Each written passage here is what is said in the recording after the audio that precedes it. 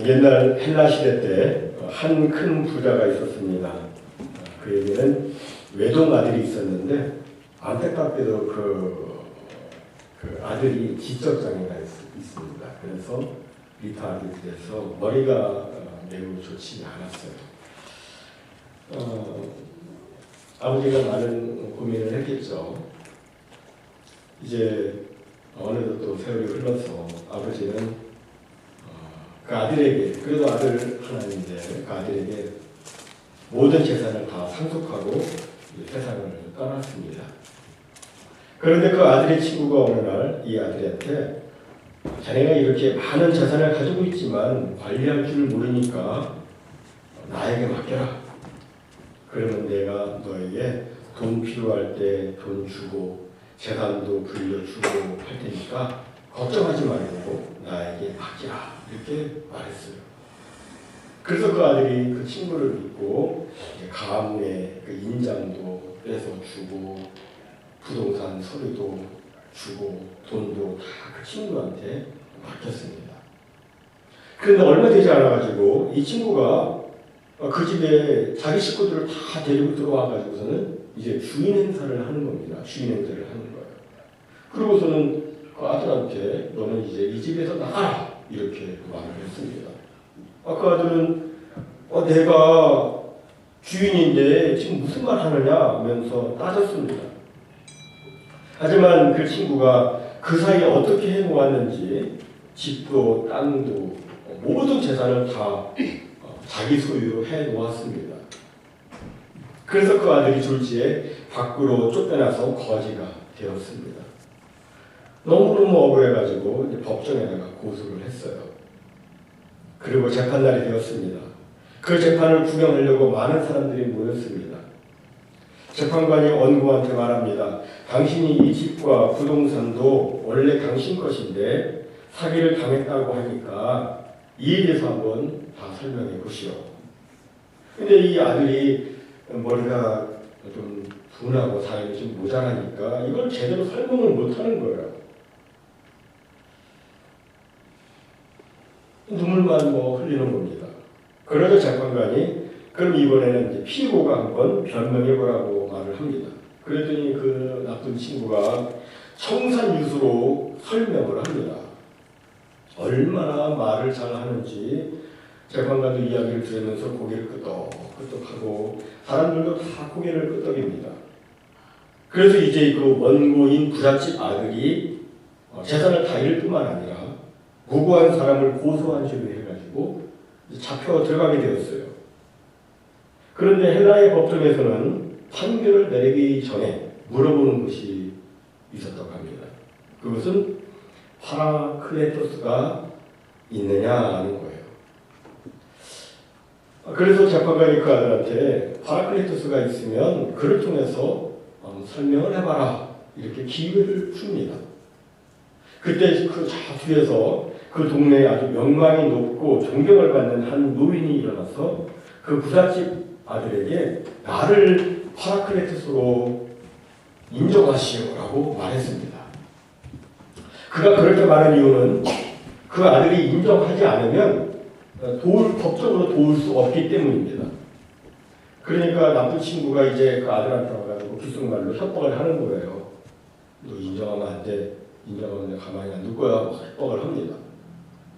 부잣집 아들은 어쩔 줄 몰라 하다가 간신히 용기를 내어가지고 재판관님 저 어른을 내 파라클레토스로 인정합니다 라고 말했습니다.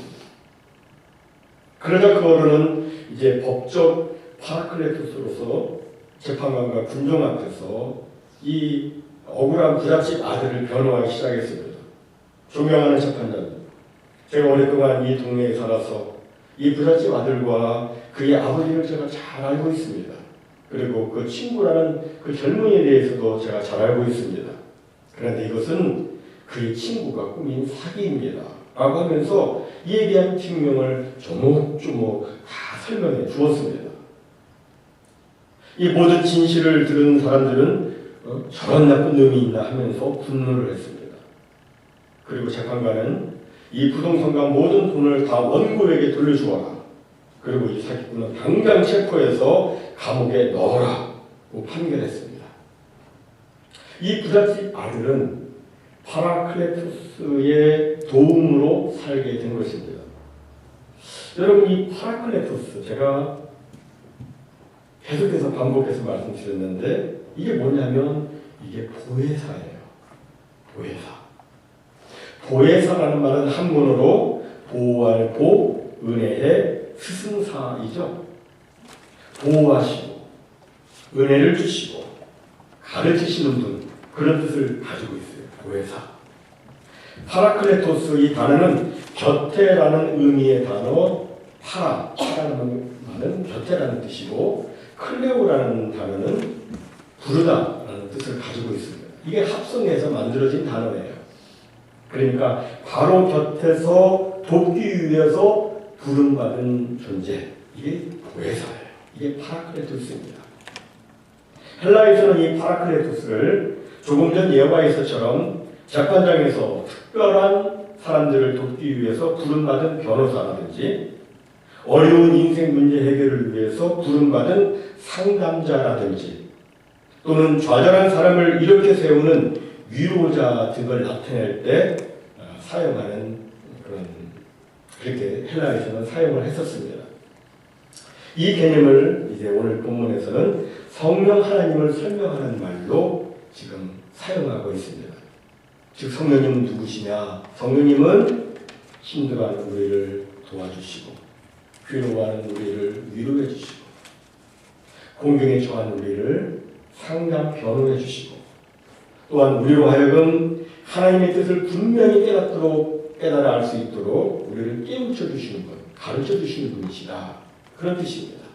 이 보혜사 성령님, 이 성령님이 오신 날이 바로 오순절 성령 강림이죠. 다 같이 말씀 읽도록 하겠습니다. 시작. 그러나 내가 너희에게 실상을 말하노니 내가 떠나가는 것이 너희에게 유익이라. 내가 떠나가지 않으면 보혜사가 너희에게로 오시지 아니할 것이며 가면 내가 그를 너희에게로 보내리니. 여기서 예수님께서는 내가 떠나가지 아니하면 보혜사 성령이 너희에게로 오시지 아니할 것이라고 말씀합니다. 우리가 아는 대로 예수님은 이 땅에서 보혜사이셨습니다. 예수님이 보혜사이셨어요. 예수님이 이 땅에 계시면서 고쳐주시고 가르쳐주시고 위로해주시고 회복시켜주시고 또 도와주시는 일을 하셨습니다. 그런데 예수님에게 한 가지 제한되는 것이 있었어요. 그것은 예수님이 육신의 몸을 입고 계신 것이었어요. 예수님이 육신의 몸을 입고 계셨기 때문에 예수님은 정말 좋은 보혜사이시지만 동시에 많은 사람들을 다 도와주실 수가 없어요. 육신의 몸을 입으시니까 한 곳밖에 못 계시는 거예요. 그런데 성령님은 어느 한 곳에만 국한되어 있는 그런 육체가 아니고 영이시기 때문에 언제 어디서나 동시에 모든 사람들을 위로해 주시고 도와주실 수가 있어요. 성령님은 저를 도와주시는 그 순간에 여러분도 도와주십니다. 동시에 모든 일을 하실 수가 있어요. 그래서 예수님께서는 내가 떠나가는 것이 너희에게 유익하다라고 말씀하신 것이고 아버지께 부르해서 또 다른 보혜사이신 성령님을 보내주신 겁니다. 다 같이 말씀 읽습니다. 시작. 내가 아버지께 구하겠으니 그가 또 다른 보혜사를 너희에게 주사 영원토록 너희와 함께 있게 하리니. 예수님이 보혜사셨는데 예수님이 가셔서 또 다른 보혜사를 보내주셨는데 그분이 바로 성령님이세요. 그런 보혜사 성령님께서 오셔서 하시는 일은 무엇인가? 매우 많이 있는데 그 중에 중요한 한 가지는 예수 그리스도를 증거해서 사람들로 하여금 회개하고 예수 그리스도를 믿게 하는 사역입니다. 회심시켜서 구원하는 사역, 이것이 성령의 가장 중요한 사역 중 하나입니다. 이 구원 사역을 이루기 위해서 성령님께서는 다음과 같은 일을 행하십니다. 다 같이 8절 말씀을 읽습니다. 시작. 그가 와서 죄에 대하여 의에 대하여 심판에 대하여 세상을 책망하시리라. 여기 보면 책망이라는 단어가 나오는데 이 책망이라는 단어는 우리 한국말로는 뭐 허물을 꾸짖고 잘못을 나무란다는 약간 좀 부정적인 그런 이미지를 가지고 있습니다. 그런 느낌이 들어요. 책망을 받았다 그러면 좀 그런 부정적인 뉘앙스가 있습니다. 하지만 여기 헬라어 원어 엘렌 케인이라고 되어 있는데 이 엘렌 케인은 설득하다, 납득시키다, 드러내어 깨우치다 그런 긍정적인 의미를 가지고 있습니다. 즉 어떤 잘못에 대해서 무조건 막 혼을 내고 꾸짖는 게 아니라 이건 이래서 잘못이다. 이것을 논리적으로 잘 설명해줘서 그 사람이 자기의 잘못을 깨달을 수 있도록 깨우쳐 주는 것, 이것이 바로 책망의 뜻입니다. 성령님께서 바로 그런 일을 하신다는 거예요. 그럼 구체적으로 무엇에 대해서 책망, 깨우쳐 주시는가? 첫 번째로 보니까 죄에 대해서 깨우쳐 주신다고 말씀해요. 세상에 보면 죄를 지었으면서도 내가 무슨 죄를 지었느냐고 말하는 사람들이 있습니다. 지나가는 사람 누구한테 물어봐도 분명히 잘못한 일인데 그 얘기를 들으면 내가 뭘 잘못했어? 이렇게 사람들이 반응하는 경우가 있어요. 그럴 때 정말 황당하죠. 뭐 어떻게 해요? 가만히 있으셔서. 정말 황당해요. 그런데 그런 사람에게도 성령님께서 임하셔서 역사를 하시면 자기가 정말 잘못했다는 것을 알게 됩니다. 자기가 정말 하나님 앞에 죄인임을 알게 돼요.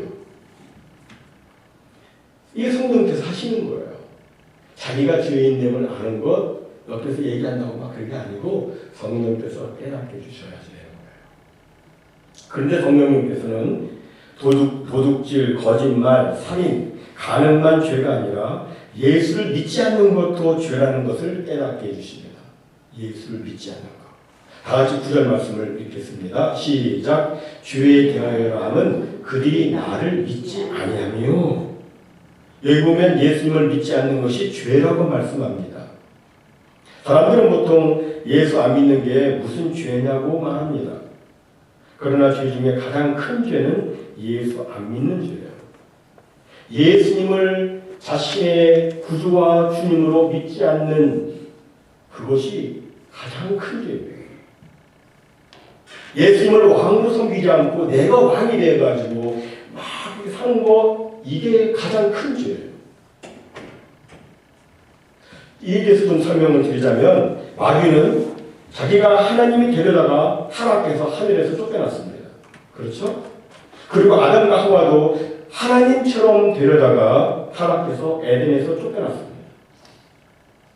이들의 죄는 전부 다 뭐냐면 하나님을 하나님으로 인정하지 않는 거예요.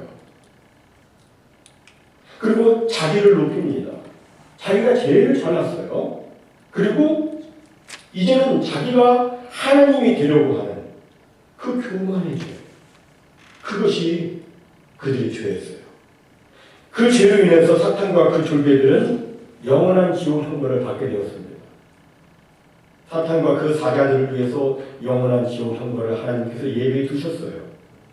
그런데 사람도 똑같은 죄를 졌기 때문에 똑같은 운명에 처할 수밖에 없게 되었어요. 하지만 사탄과 그 사자들은 자기 스스로 타락을 한 거예요.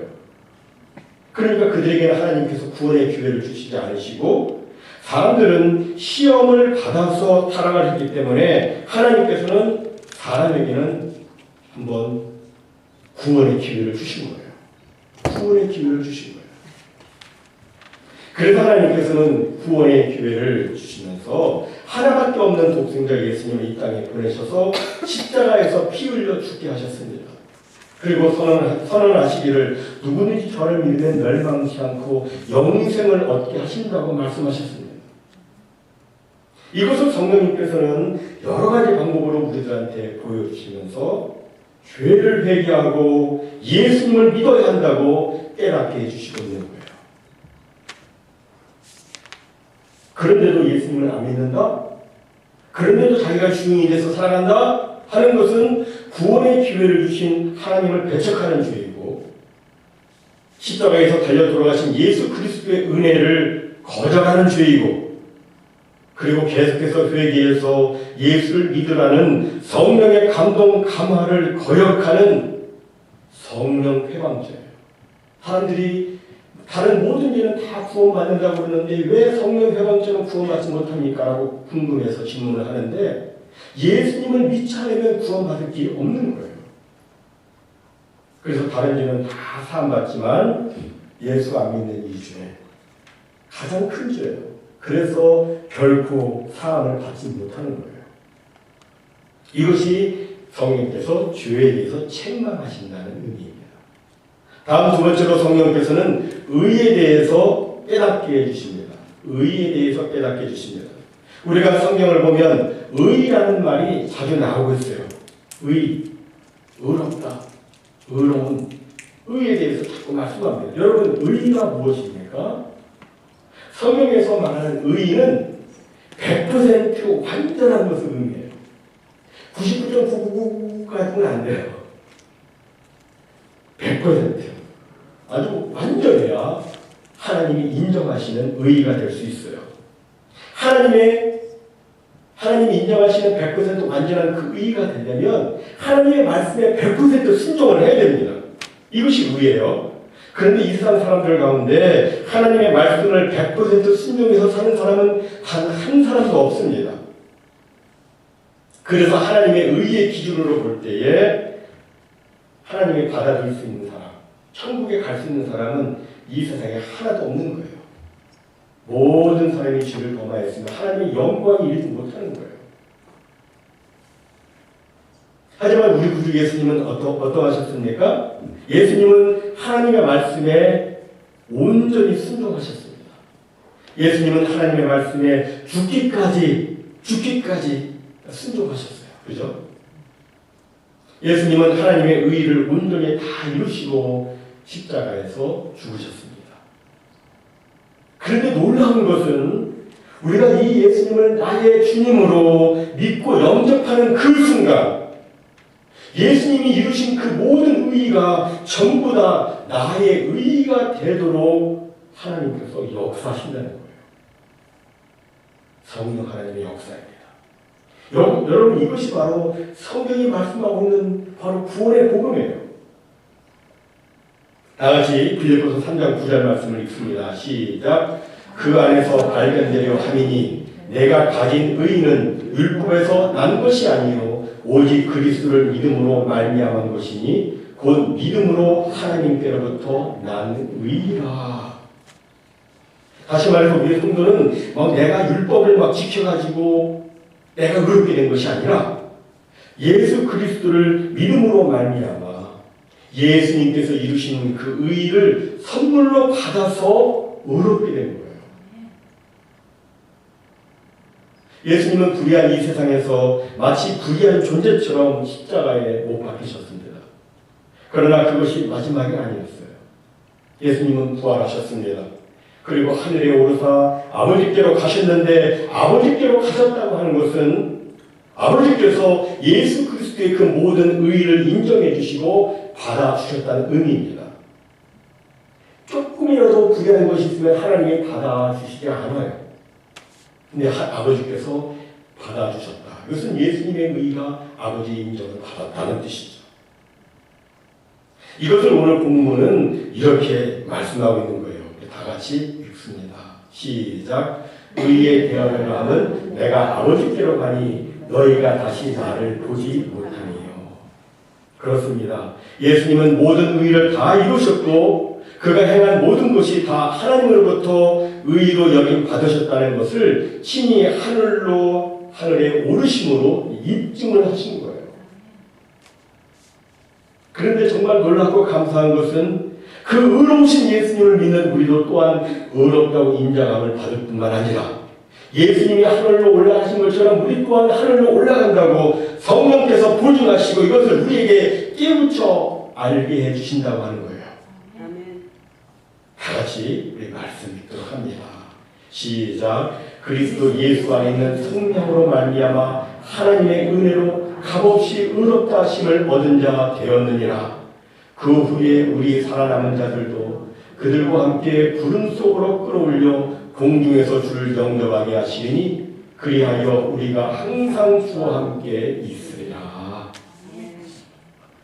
우리는 의롭다 함을 얻기 위해서 한 것이 아무것도 없어요. 그죠? 우리가 어떤 선행을 해가지고 의롭게 된 게 아니에요. 율법을 지킴으로 의롭게 된 게 아니에요. 만약에 우리가 어떤 선행을 했다 할지라도 그것 가지고서는 하나님의 의의를 이룰 수가 없어요. 100% 완벽한 의의를 이룰 수가 없습니다. 그런데 하나님께서는 우리를 불쌍히 여기셔서 예수님을 십자가에 달려 죽게 하시고 그 예수를 믿는 사람들, 그 예수님을 믿는 사람들을 그 사람 모두에 의롭다 여기시고 그리고 약속의 말씀과 같이 전부 다 하늘로 데려 올라가신 거예요. 천국에 거하는 하늘 시민으로 우리를 삼아 주신 거예요. 근데 이런 일을 누가 하시느냐? 성령 하나님께서 하시는 거예요. 성령 하나님께서 하십니다. 이제 마지막으로 보혜사 성령님께서 깨우쳐 주시는 또 하나의 중요한 내용은 뭐냐면 마귀의 심판입니다. 우리 다 같이 11절 말씀을 읽습니다. 시작. 심판에 대하여라 함은 이 세상 임금이 심판을 받았습니다. 여러분 여기 이 세상 임금, 여기 이 세상 임금은 마귀, 사탄을 의미하는 표현입니다. 예수님이 오시기 전까지 마귀는 이 세상에서 왕 노릇했습니다. 타락한 천사들을 이끌고 이 세상 임금이 되어가지고 아담으로부터 시작해서 세상 모든 사람들이 영혼을 지배하고 마음을 지배하고 그리고 양심을 지배하고 돈과 명예와 쾌락을 가지고 사람들을 미혹해서 죄의 종으로 삼고 또 자기의 종으로 사탄이 삼았어요. 이 세상에서 왕으로 사탄이 있었어요. 그런데 그 세상, 이 세상에 우리 예수님이 오신 거예요. 거룩하신 예수님이 오셨습니다. 다른 사람들은 그냥 가만히 놔두고도 타락한 본성에 따라서 죄를 져가지고 전부 다 저절로 마귀의 종이 되는데 근데 예수님은 아무런 죄를 짓지도 않으시는 거예요. 죄를 져야 죄의 종으로 삼고 자기의 종으로 삼을 수 있는데 예수님이 죄를 범하시지 않는 거예요. 그래서 사탄이 직접 예수님을 시험합니다. 어떤 시험인지 아시죠? 인간이 가장 취약한 먹는 시험 가지고 식욕으로 시험합니다. 인간이 가장 가지고 싶어하는 그 명예욕을 가지고 시험해요. 명예욕을 사람들이 얼마나 누리고 싶어합니까? 명예를. 그걸 가지고 시험해요. 그리고 인간이 가장 욕심내는 물질력을 가지고 예수님을 시험합니다. 그래도 예수님이 넘어가지 않는 거예요. 그래서 사탄이 예수님을 죽이기로 계획을 세웁니다. 예수를 죽이면 예수를 사망의 권세 아래 딱 묶어둘 수 있다고 생각했기 때문에 예수를 죽여야겠다 계획을 세운 거죠. 죽으면 죽은 자는 말할 수 없고 죽은 자는 아무 힘이 없습니다. 예수를 죽이면 내가 이긴다라고 사탄이 생각을 한 거예요. 그러나 그 생각은 완전히 착각이었죠. 왜냐하면 예수님께서 죽음을 이기시고 부활하시기 때문입니다. 사탄이 그 모든 공격은 전부 다 이제 물거품이 되고 말았습니다. 사탄의 그 마지막 남은 그것마저도 그 계획마저도 이제 사탄이 실패하게 되었어요. 사탄은 예수님께 완전히 패배한 것입니다. 그래서 사탄은 이제 더 이상 예수 안에 있는 우리 성도들을 괴롭힐 수가 없는 거예요. 우리는 더 이상 죄의 권세, 사망의 법, 사탄의 지배를 받을 필요가 없습니다. 예수 안에서 우리는 사탄에게서 완전 해방되었고 완전 승리한 거예요. 예수 안에서 우리는 승리한 것입니다. 이것을 여러분 누가 깨닫게 해주시느냐? 성령님께서 깨닫게 해주신다고 말씀합니다. 이게 믿어지시고 그리고 감동이 오세요? 하나님이 깨닫게 해주시는 거예요. 성령님께서. 이것이 바로 심판에 대하여 책망하신다는 의미예요. 그렇다면 죄에 대하여, 의에 대하여, 심판에 대하여 보혜사 성령님의 깨우침을 받은 우리는 어떻게 살아야 됩니까? 다 같이 말씀 읽도록 합니다. 시작. 그러므로 이제 그리스도 예수 안에 있는 자에게는 결코 정죄함이 없나니 이는 그리스도 예수 안에 있는 생명의 성령의 법이 죄와 사망의 법에서 너를 해방하였습니다. 아멘.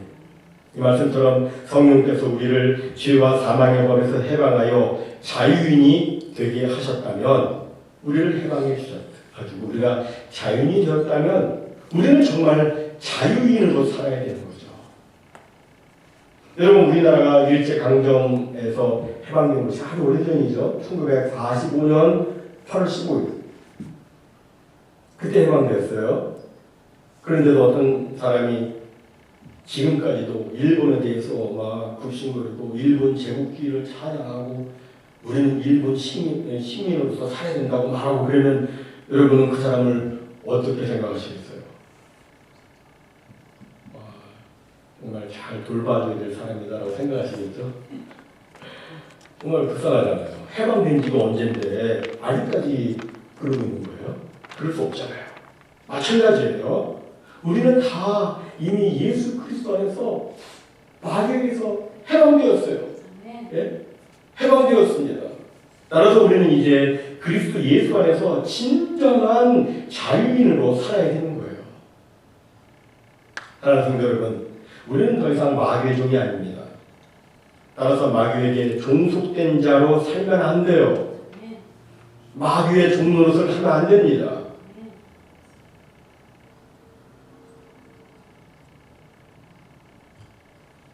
우리는 죄 용서함을 받고 의롭다함을 받은 새로운 피조물로서 하나님의 거룩한 자녀예요. 하나님의 영광스러운 자녀들입니다. 그렇다면 우리는 성령 하나님의 인도함을 받으며 하나님께서 기뻐 원하시는 삶을 살아야 됩니다.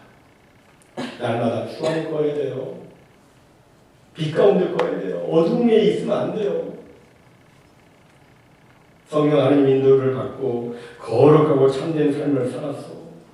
성리 열매, 의의 열매, 이 아름다운 열매를 풍성히 맺고 하나님을 기쁘시게 하는 우리가 되어야 되겠죠.